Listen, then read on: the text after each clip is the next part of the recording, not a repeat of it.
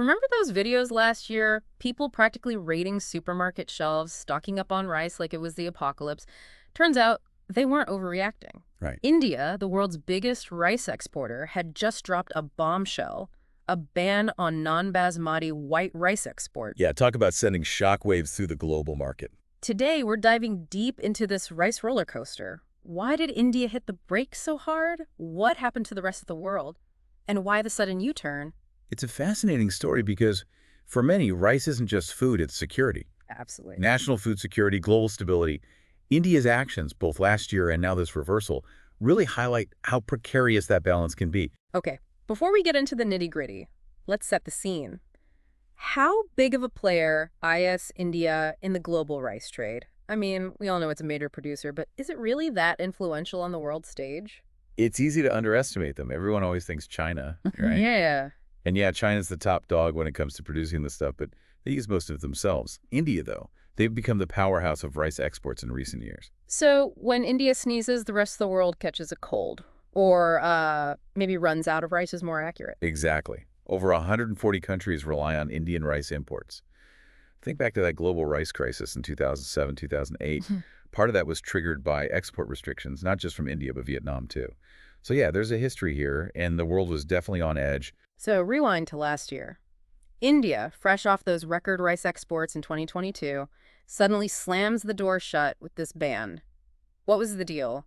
Were they really about to run out of rice themselves? It seemed crazy on the surface, right? Literally. But it was a perfect storm of factors. You had these crazy weather patterns, heavy rains in some places, droughts in others.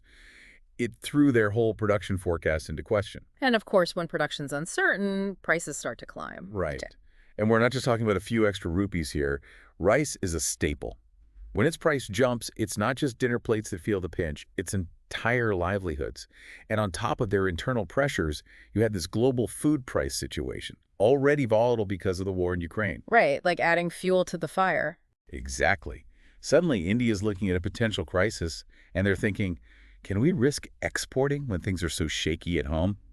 Especially with elections looming, no government wants to be caught with empty rice bowls when voters head to the polls.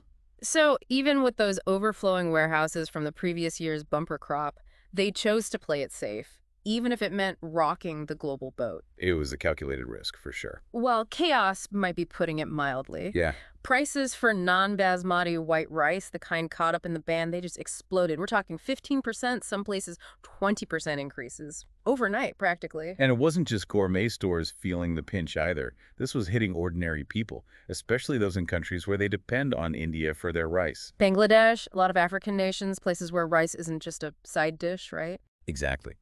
Imagine the pressure on those governments, scrambling for new suppliers, paying top dollar. And for families, tough choices, cutting back maybe on other essentials just to keep rice on the table. It's easy to forget that human cost when you're just looking at graphs and figures. Right. Those headlines were playing out in very real ways for millions, so the world's in a frenzy, and India's watching their gamble unfold, and they're clearly paying very close attention to their rice reserves because Well, things took a turn. they did. Remember all the doom and gloom, predictions of shortages? Turns out those were, thankfully, way off India's harvest, way better than anyone expected. And there were a few reasons for that. Some clever government incentives that encouraged farmers to plant more. Also, localized weather patterns in those key rice-growing areas ended up better than they initially thought. So not only were their warehouses full, but they were about to get a lot fuller with the new harvest coming in.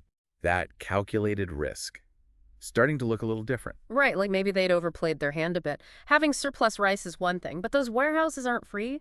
Storage costs money. Plus, there's always that risk of spoilage, especially in a place like India where the climate can be brutal.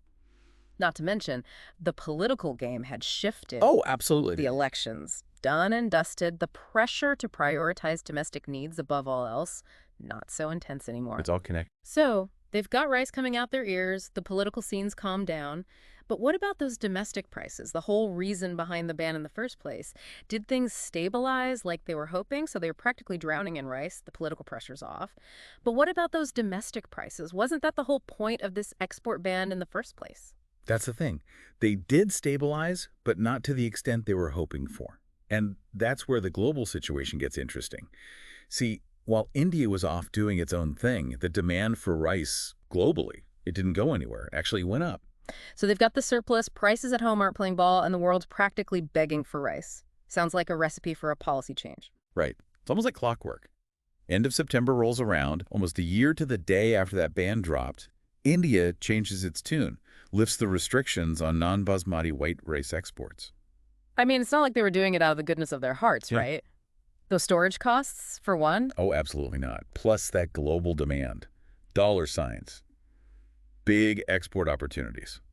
It's amazing how those domestic pressures and the whole global market, they all just smash together. But what does this about face mean for everyone else? The countries that really felt the squeeze from that ban, are things back to normal for them? Is definitely a step towards, calming those global rice markets down.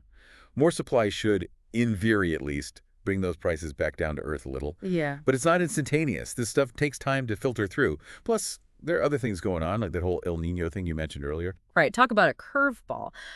Before we get into that, though, for those who might not be familiar, what is El Nino and why should we care, especially when it comes to our rice? So basically, it's this climate pattern, right? Waters the Pacific Ocean, they get warmer than usual. Sounds innocent enough, but it messes with weather patterns all over the place.